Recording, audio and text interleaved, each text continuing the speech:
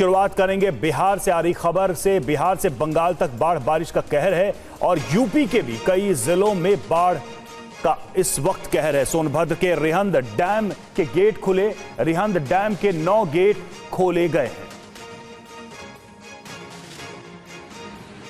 तो रिहंद डैम के गेट खोले गए ओवरफ्लो होने की वजह से। और इस वक्त देखिए बिहार से लेकर बंगाल, उत्तर प्रदेश सभी जगह बाढ़ और बारिश का कहर नजर आ रहा है और इसकी वजह से कई जिले प्रभावित हैं, कई जिले इस वक्त डूबे हुए हैं। सोनभद्र की ये तस्वीरें हैं जहां रिहंद डैम को खोल दिया गया है ओवरफ्लो होने की वजह से। 9 गेट खोले गए हैं रिहंद डैम के।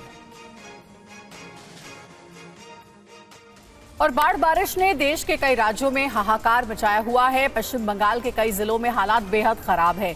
मेदिनीपुर में बांध का पानी ओवरफ्लो होकर बह रहा है, जिसकी वजह से कई इलाकों को भारी नुकसान पहुंचा है। हावड़ा में भी बाढ़ ने तबाही मचाई है। यूपी के सोनभद्र में पानी के बढ़ते जलस्तर के चलते रिहंद बांध के 9 फाटक खोलने पड़े हैं। ग्वालियर में पुलिस की सूझबूझ की वजह से 2 लोगों की जान बच गई। ये दोनों पानी के बीच फंसे हुए थे। बिहार में राजधानी पटना समेत कई जिले बाढ़ की चपेट में है। बाढ़ के बीच हादसों का दौर भी जारी है। सारण जिले में एक नाव पलटने के चलते कई लोग लापता हैं।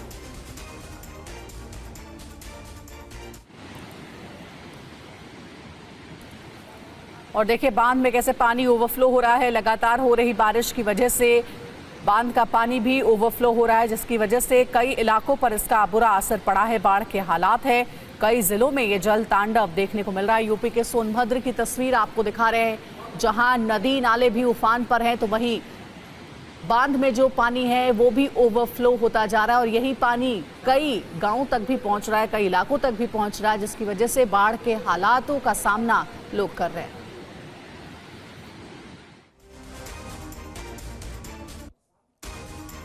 और बात मध्य प्रदेश के ग्वालियर की, जहां पुलिस की सूझबूझ से 2 लोगों की जान बच गई। ये दोनों लोग सैलाब में फंसे थे, जिन्हें कई घंटों की मशक्कत के बाद रेस्क्यू किया गया। वीडियो ग्वालियर के तिघरा इलाके का है, जहां पुलिस ने पानी में फंसे जीजा साले को सुरक्षित बाहर निकाला। ये दोनों पितरों का तर्पण करने पहुंचे थे। इसी दौरान सैलाब की चपेट में आ गए। तिघरा डैम का जलस्तर इन दिनों खतरे के निशान के करीब पहुंच चुका है, जिसके चलते पुलिस डैम के आसपास के इलाके में लगातार सर्चिंग कर रही है। इसी दौरान कैथा गांव के पास उन्हें जब एक कार खाली मिली तो उन्होंने आसपास सर्चिंग की तो उन्होंने जीजा साले को पानी में फंसे देखा, जो एक पेड़ पर लटके हुए थे, जिन्हें रस्सी की मदद से बाहर निकाला गया। और अब बात पश्चिम बंगाल के मेदिनीपुर जिले की करेंगे, जहां बाढ़ की चपेट में आकर कई मकान ढह गए हैं। जान बचाने के लिए लोग अपने घरों को छोड़ने के लिए मजबूर हैं। ये खौफजदा कर देने वाली तस्वीरें मेदिनीपुर जिले के देवड़ा ब्लॉक की हैं, जहां बांध का पानी ओवरफ्लो होने की वजह से कसाई नदी का पानी रिहायशी इलाकों में तेजी से घुस रहा है। लोरा सदर घाट में इतनी तेज रफ्तार से पानी भरा कि लोगों को संभलने तक का मौका नहीं मिला। सैलाब की चपेट में आकर कई मकान ढह गए। किसानों की फसलें पूरी तरह से बर्बाद हो गई। देखिए किस तरह से लोग अपने घरों को बचाने के लिए बालू की बोरियां लगाकर पानी को रोकने की नाकाम कोशिश करते नजर आए। बाढ़ की चपेट में आकर यहां कई मिट्टी के मकान ढह गए हैं। और पश्चिम बंगाल के मेदिनीपुर जिले से TV9 संवाददाता शर्मिष्ठा चक्रवर्ती की एक ग्राउंड रिपोर्ट देखी। मैं अभी कहां पर हूं? मैं अभी वेस्ट बंगाल के इस मिदनापुर के पाशकुड़िया एरिया में हूँ। ये यहाँ का हर साल का प्रॉब्लम है। इवन पाशकुड़ा म्यूनिसिपैलिटी एरिया अभी फ्लड सिचुएशन फेस कर रहा है। अभी 1 महीना बाकी नहीं है दुर्गा पूजा के लिए, पर फ्लड इफेक्टेड एरिया में रहने वाले इस लोगों का दुर्दशा चरम पर है।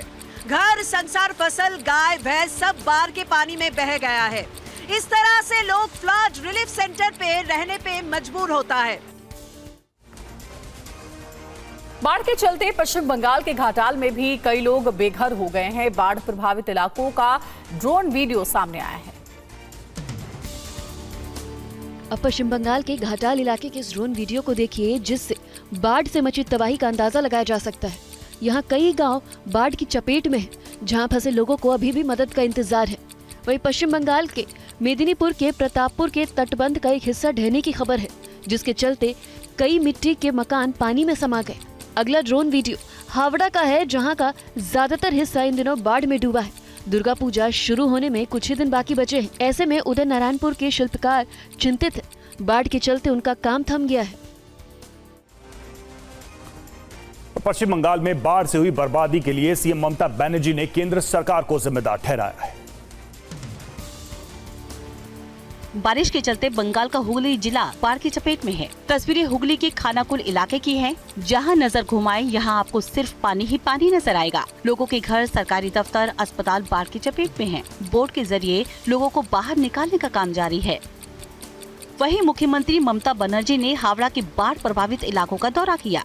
ममता ने आरोप लगाया कि दामोदर वैली कॉर्पोरेशन से अचानक ज्यादा पानी छोड़े जाने की वजह से हालात बिगड़े हैं। ममता ने कहा कि उन्होंने केंद्र से पानी नहीं छोड़ने की अपील की थी। और बंगाल की मुख्यमंत्री ममता बनर्जी ने प्रदेश में बाढ़ को मानव निर्मित बताया है, जिसका बीजेपी ने पलटवार किया है। बोल रहे मैन में आपने जो कंसाबती जो रिवर है उसका जो डैम है वो डैम का रिपेयर के लिए उसका कैपेसिटी बढ़ाने के लिए जो वाटर होल्डिंग कैपेसिटी होता है डैम का कितना पानी वो पकड़ के रख सकता है, क्या किया पिछले 1 साल? ये ऑपोजिशन वालों पूरा चीप पॉलिटिक्स कर रहा है। उसका लीडर वो नरेंद्र मोदी जी तो वो हेलीकॉप्टर से देखता है, हेलीकॉप्टर से, और ममता बनर्जी पानी में उतरकर पाँव डुबाकर पब्लिक के साथ खड़ा होता है। ये फर्क है। खबर बिहार से। बिहार के सारण जिले में पलटी नाव, 4 लोग लापता, 10 लोगों का रेस्क्यू किया गया। हाई टेंशन तार की चपेट में आई नाव।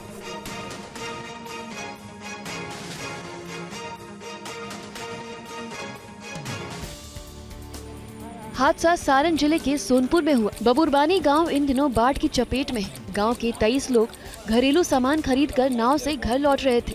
इसी दौरान नाव हाई टेंशन तार की चपेट में आ गई। करंट लगने से 2 लोग झुलस गए। कई लोग जान बचाने के लिए पानी में कूद गए, जिनमें से 10 लोग तैरकर बाहर निकल गए। अगली तस्वीर सारण जिले के दियार इलाके की है, जहां गंगा और गंडक नदी का जलस्तर बढ़ने से पूरा इलाका बाढ़ की चपेट में है। हाजीपुर का कोनहारा घाट बाढ़ की चपेट में है, जिसके चलते दाह संस्कार में दिक्कत आ रही है। और पटना भी बाढ़ की चपेट में है। यहाँ गंगा नदी और पुनपुन नदी के चलते शहरी और ग्रामीण इलाकों में बाढ़ आ गई है।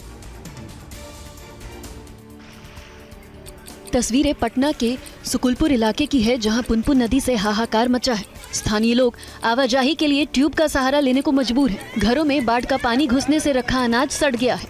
न नाव है न खाने के लिए है, सड़क पूरी तरह डूब गया है। 1000 रकबा में जो हम लोग का धान बुना हुआ था सब डूब धस गया। वहीं पटना के शहरी इलाकों में भी गंगा नदी का जलस्तर बढ़ने से लोगों के घरों में पानी घुस गया है। मस्जिद विवाद के बाद शिमला में फिर प्रदर्शन। नेरवा में 10,000 लोगों ने किया प्रदर्शन। रोहिंग्या लव जिहाद, जमीन जिहाद के खिलाफ अल्लाह बोल वक्फ बोर्ड समाप्त करने की भी मांग की गई।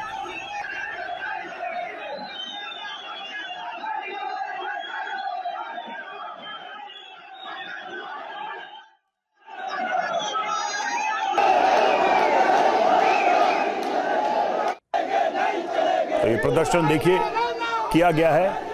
बड़ी संख्या में लोग सड़कों पर आए। निर्वा से तस्वीरें हम आपको दिखा रहे हैं शिमला की, जहां पर 10,000 लोगों ने ये प्रोटेस्ट किया। रोहिंग्या लव जिहाद, जमीन जिहाद के खिलाफ लोगों का हल्ला बोल।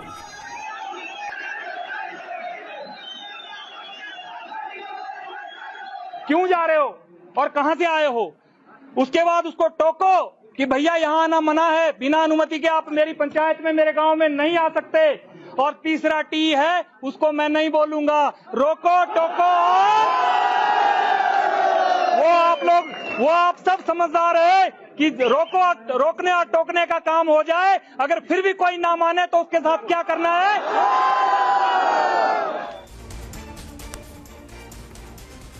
और बढ़ते हैं आगे, बात महाराष्ट्र में हुए पथराव की करेंगे। महाराष्ट्र के नंदुरबार में 2 गुटों में पथराव हुआ है। उपद्रवियों ने तोड़फोड़ और आगजनी भी की है। पुलिस ने छोड़े आंसू गैस के गोले। जुलूस के दौरान 2 गुट आपस में भिड़े। इलाके में भारी पुलिस फोर्स तैनात। महाराष्ट्र के नंदुरबार में गुरुवार शाम 2 गुटों के बीच तनाव पैदा हो गया। तनाव इतना बढ़ गया कि दोनों पक्षों की ओर से जमकर पथराव हुआ, जिसकी वजह से कई लोग घायल हो गए। लोगों ने पथराव के साथ साथ दुकानों और मकानों में तोड़फोड़ और आगजनी शुरू कर दी। हालात पर काबू पाने के लिए पुलिस को आंसू गैस के गोले छोड़ने पड़े। पुलिस के मुताबिक नंदुरबार में मालीवाड़ा इलाके से दोपहर बाद ईद का जुलूस गुजर रहा था, तभी दो गुटों में तनाव हुआ। इसके बाद ये तनाव शहर के अन्य इलाकों में भी फैल गया। कर्नाटक के दावणगेरे में भी जुलूस के दौरान बवाल। जी हां, गणेश विसर्जन जुलूस पर की गई पत्थरबाजी, कई पुलिसकर्मी भी पथराव में घायल हुए। घटनास्थल पर भारी संख्या में पुलिस बल तैनात। कर्नाटक के दावणगेरे में जुलूस के दौरान जमकर बवाल हुआ। जुलूस के बीच एक गुट ने पत्थरबाजी की, जिसके बाद पुलिस ने उपद्रवियों को खदेड़ा। जुलूस में उपद्रवियों द्वारा किए गए पथराव में 2 पुलिसकर्मी घायल हो गए। जुलूस जब शांति टॉकीज मार्च की ओर बढ़ रहा था तो अर्लीमारा सर्कल पर उपद्रवियों ने पुलिसकर्मियों पर पथराव किया। पुलिस ने पथराव कर रहे उपद्रवियों को खदेड़ा। हंगामे के बाद जगह जगह तनावपूर्ण माहौल पैदा हो गया। हालात काबू में आने के बाद पुलिस ने पूरे इलाके में धारा 144 लागू कर दी है और आरोपियों की तलाश में जुटी हुई है। गुरुग्राम में दिल दहला देने वाला मामला सामने आया है। एक हादसा हुआ है। हादसे में 23 साल के बाइक सवार की मौत हो गई। रॉन्ग साइड से आ रही कार से टक्कर हुई है। हेलमेट में लगे कैमरे में कैद हुई तस्वीर।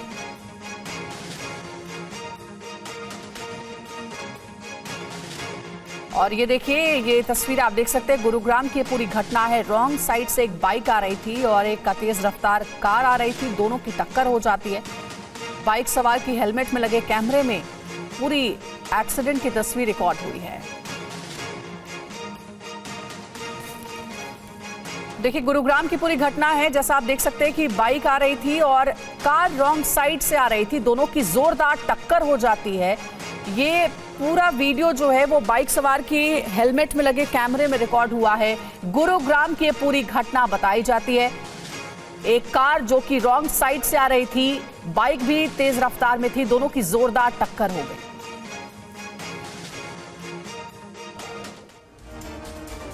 खबर दिल्ली से। दिल्ली के त्रिलोकपुरी से एक हैरान करने वाली खबर सामने आई है। यहां अचानक सड़क धंसने से 20 फीट गहरा गड्ढा हो गया।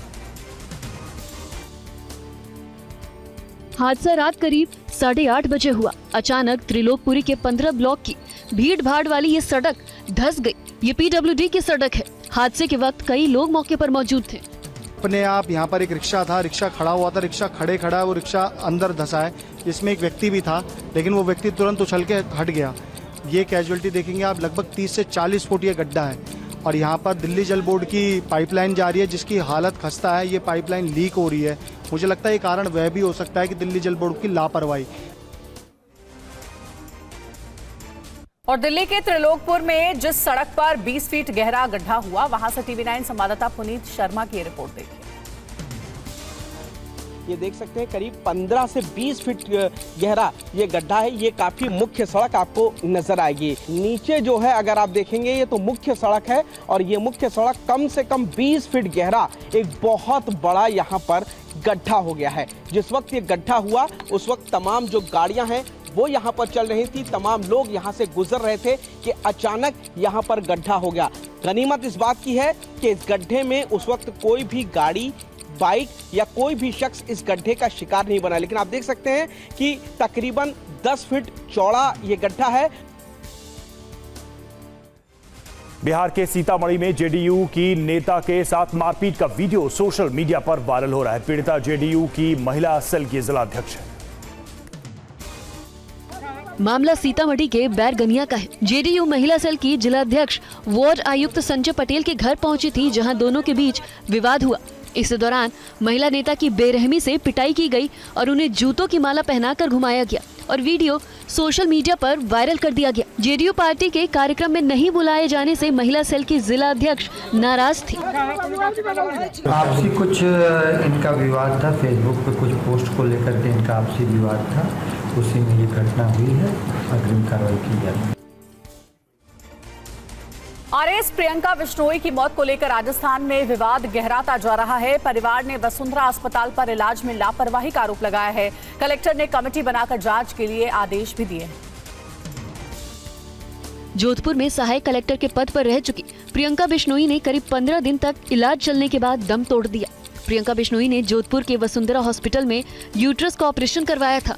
हालात बिगड़ने के बाद उन्हें अहमदाबाद के सिम्स ले जाया गया। इलाज में लापरवाही का आरोप लगाकर बिश्नोई समाज ने एम्स अस्पताल के बाहर धरना दिया और सीबीआई से जांच की मांग भी की है। जो प्रिंसिपल हैं उनको निर्देशित किया है कि आप जो विशेषज्ञ डॉक्टर्स होते हैं उनकी एक मेडिकल टीम बनाएं और उसके थ्रू जो है इसकी प्रकरण में जांच कराएं कि कोई मेडिकल नेग्लिजेंसी का केस बनता है या नहीं।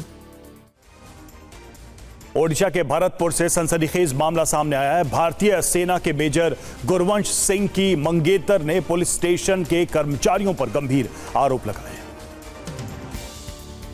मेरे पैर पे अपने पैर दबाए, मेरे मुंह पे बहुत जोर जोर से मारा कि मेरा दांत उखड़ गया और हंसते हुए उन्होंने मेरा दांत मार फेंक दिया, डिस्पोज कर दिया, मेरा जॉ ब्रेक कर दिया। मामला ओडिशा की राजधानी भुवनेश्वर का है, जहां एक आर्मी ऑफिसर और उनकी मंगेतर ने पुलिस पर छेड़छाड़ और प्रताड़ना का गंभीर आरोप लगाया था। महिला के मुताबिक पुलिस ने उनकी शिकायत दर्ज करने से मना कर दिया और उल्टा उनके साथ दुर्व्यवहार किया। इसके बाद डीजीपी ने इस मामले की निष्पक्ष जांच के लिए मामले को क्राइम ब्रांच को सौंप दिया है। और अब बात कश्मीर घाटी की, जहां आसमान में एक ऐसा नजारा दिखा कि लोगों ने इसे यूएफओ समझ लिया। देखिए रिपोर्ट। तस्वीरें जकुआ इलाके की है, जो श्रीनगर और गांदरबल जिले के बीच में पड़ा है, जहां कुछ ऐसा दिखा कि ये नजारा सोशल मीडिया पर चर्चा का विषय बन गया। इस नजारे को देखकर कुछ लोगों ने इसे उड़न तश्तरी समझ लिया, तो कुछ ने कहा कि ये कयामत की निशानी है और इसे अपने कैमरे में रिकॉर्ड कर लिया। ये नजारा शाम 7 बजे के आसपास दिखा था, लेकिन जब इस मामले की जांच की गई तो पता चला कि ये ना तो कोई यूएफओ था और ना ही कयामत की निशानी, बल्कि एक शादी में हाईटेक लेजर लाइटों का इस्तेमाल होने की वजह से ये नजारा आसमान में बना था। कोलकाता में जूनियर डॉक्टर्स की हड़ताल खत्म। आज कोलकाता में मार्च निकालेंगे डॉक्टर। शनिवार से काम पर लौटेंगे आरजी कर अस्पताल के जूनियर डॉक्टर। 41 दिन बाद काम पर लौटेंगे। कोलकाता केस के बाद से धरना प्रदर्शन कर रहे जूनियर डॉक्टर्स ने काम पर लौटने का ऐलान कर दिया है। हालांकि डॉक्टर सिर्फ आवश्यक सेवाओं के लिए ही काम करेंगे। हड़ताल सिर्फ आंशिक रूप से खत्म करने का ऐलान किया गया है। आरजीकर मेडिकल कॉलेज में महिला डॉक्टर के साथ दरिंदगी के विरोध में 9 अगस्त के बाद से जूनियर डॉक्टर्स धरना प्रदर्शन कर रहे हैं। बंगाल सरकार लगातार इनसे काम पर लौटने की मांग कर रही थी। डॉक्टर्स ने कल से स्वास्थ्य भवन और कोलकाता में चल रहे धरना प्रदर्शन को खत्म करने का ऐलान किया है।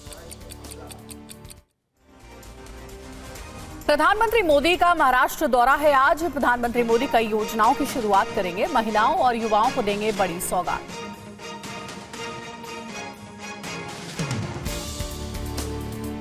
प्रधानमंत्री मोदी आज महाराष्ट्र के दौरे पर रहेंगे, जहां वो राष्ट्रीय पीएम विश्वकर्मा कार्यक्रम में हिस्सा लेंगे। पीएम मोदी कई विकास और स्टार्टअप योजनाओं का भी शुभारंभ करेंगे। साथ ही महाराष्ट्र के अमरावती में मित्र पार्क की आधारशिला भी रखेंगे। पीएम मोदी सुबह करीब 11:30 बजे महाराष्ट्र के वर्धा पहुंचेंगे, जहां पीएम विश्वकर्मा योजना के लाभार्थियों को प्रमाण पत्र और लोन जारी करेंगे। साथ ही वह इसके 1 वर्ष पूरे होने के उपलक्ष्य में एक स्मारक डाक टिकट भी जारी करेंगे। जम्मू कश्मीर में विधानसभा चुनाव के बीच पीएम मोदी ने कटरा में रोड शो किया। इस दौरान श्रीनगर में रैली को भी संबोधित किया।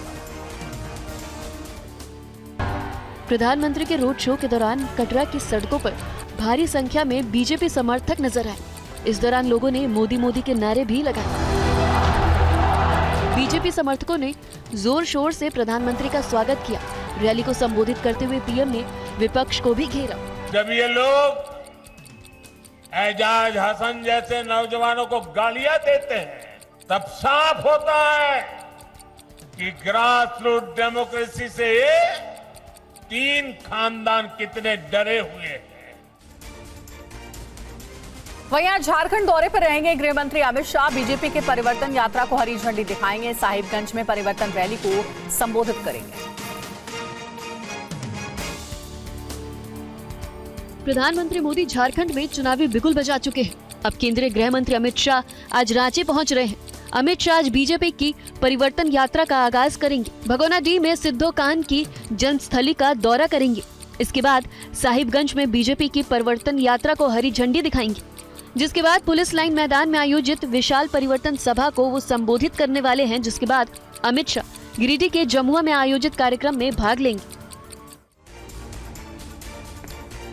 और आज हरियाणा में चुनाव प्रचार करेंगे केजरीवाल। यमुनानगर की जगाधरी सीट विधानसभा सीट में रोड शो करेंगे और आम आदमी पार्टी ने हरियाणा की सभी 90 सीटों पर अपने उम्मीदवार खड़े किए।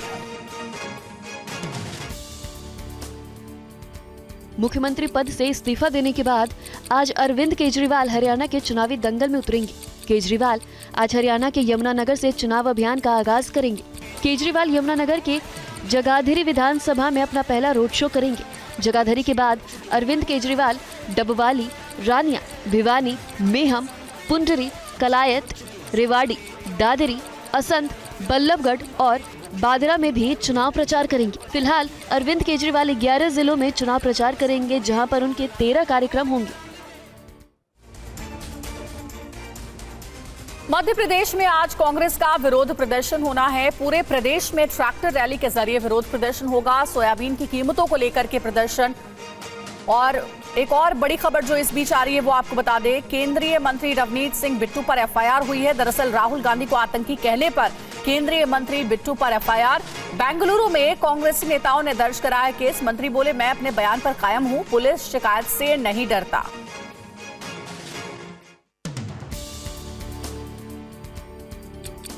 अमेरिका में सिखों पर राहुल गांधी ने टिप्पणी की थी, जिस पर केंद्रीय मंत्री रवनीत सिंह बिट्टू ने पलटवार करते हुए राहुल गांधी को देश का नंबर 1 आतंकी बताया था। बिट्टू की टिप्पणी के बाद उनके खिलाफ अब बेंगलुरु के हाई ग्राउंड्स पुलिस स्टेशन में एफआईआर दर्ज हुई है। ये कार्रवाई कांग्रेस नेताओं की शिकायत पर हुई है। पुलिस ने बताया कि देश में सिखों की स्थिति के बारे में अमेरिका में दिए गए बयानों को लेकर राहुल गांधी के खिलाफ केंद्रीय मंत्री रवनीत सिंह बिट्टू ने टिप्पणी की थी। उसी बयान को लेकर शिकायत मिलने पर उनके खिलाफ एफआईआर दर्ज की गई है। केंद्रीय रक्षा मंत्री राजनाथ सिंह ने गुरुवार को नौसेना के कमांडर्स की दूसरी बैठक में हिस्सा लिया। बैठक में उन्होंने कहा कि नौसेना अब हर हालात से निपटने के लिए तैयार है। रक्षा मंत्री ने नौसेना के कमांडरों की दूसरी बैठक में जोर देकर कहा कि पीएम मोदी के नेतृत्व वाली सरकार ने भारतीय नौसेना को अत्याधुनिक युद्धपोतों, पनडुब्बियों आदि से लैस करके उसकी क्षमताओं को बढ़ाकर उसे आत्मनिर्भर बनाने की दिशा में काम किया है। अब नौसेना को एक खरीदार से वर्ष 2047 तक पूर्णतः आत्मनिर्भर बना दिया जाएगा। इस दौरान रक्षा मंत्री ने आर्थिक, व्यापार, परिवहन और समग्र राष्ट्रीय हितों की रक्षा के लिए मजबूत नौसैनिक क्षमता की जरूरत पर बल देते हुए नौसेना के शीर्ष कमांडरों से मौजूदा अस्थिर वैश्विक परिदृश्य में हर तरह की स्थिति से निपटने के लिए तैयार रहने को कहा है। और कल हमने आपसे 3 सवाल पूछे थे, देखते हैं प्रोबो देश का ओपिनियन मीटर क्या कहता है। क्या सैटेलाइट बेस्ड टोल लागू होने वाला है? 55% यस, 45% नो। क्या भारत चीन के बीच सीधी फ्लाइट शुरू होगी? 25% यस, 75% नो। क्या रॉबर्ट जेनरिक ऋषि सुनक की जगह ले पाएंगे? 10% यस, 90% नो। डाउनलोड कीजिए प्रोबो ऐप और दीजिए अपना opinion. This game may be habit forming or financially risky. Play responsibly. TNC apply. Madhya Pradesh में आज कांग्रेस का विरोध प्रदर्शन। पूरे प्रदेश में ट्रैक्टर रैली के जरिए विरोध प्रदर्शन। सोयाबीन की कीमतों को लेकर के प्रदर्शन। सोयाबीन की कीमत 6,000 रुपए प्रति क्विंटल देने की मांग।